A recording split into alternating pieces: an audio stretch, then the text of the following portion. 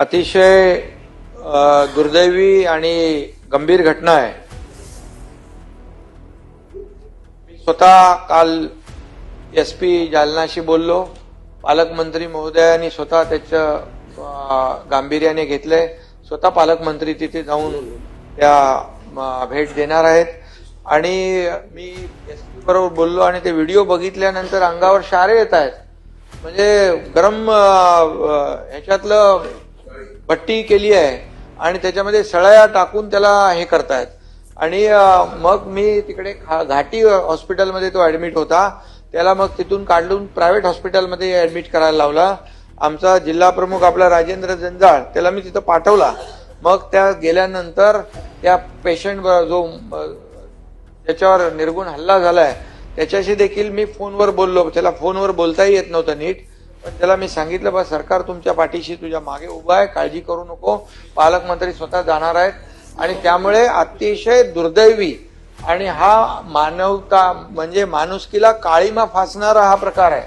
म्हणजे तिथं बघणारे लोक, व्हिडिओ काढणारे लोक आणि एकच दौंड नावाचा कोण माणूस आहे त्याच्यावरच गुन्हा दाखल झाला, एकालाच पकडलाय आणि 307चा गुन्हा दाखल झालेला आहे। एसपीनी सांगितलं, पण मी एसपीला देखील सांगितलं की जेवढे यामध्ये गुन्हेगार आहेत एकही माणूस सुटता कामा नये।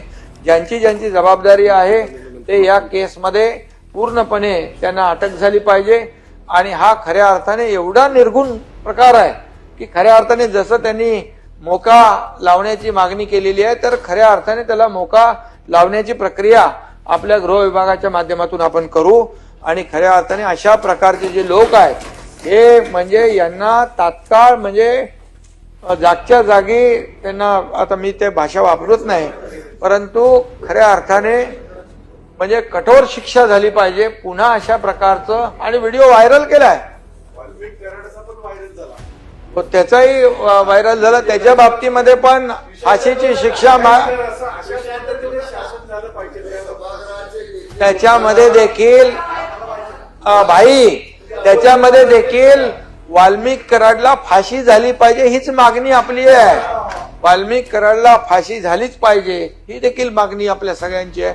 त्यामुळे या प्रकरणामध्ये सभापती महोदय आपण गांभीर्याने घेऊन संबंधित विभागाला देखील आपण तशा प्रकारच्या सूचना द्या। मी देखील गृहमंत्री मुख्यमंत्री महोदयांशी बोलतो आणि याच्यावर अशा प्रकारच्या गुन्हेगाराला कुठेही पाठीशी घालता कामा नये, त्याला पूर्ण कठोर शिक्षा त्याच्यावर झाली पाहिजे आणि मोका देखील लागला पाहिजे। त्या संदर्भातली देखील कारवाई होईल।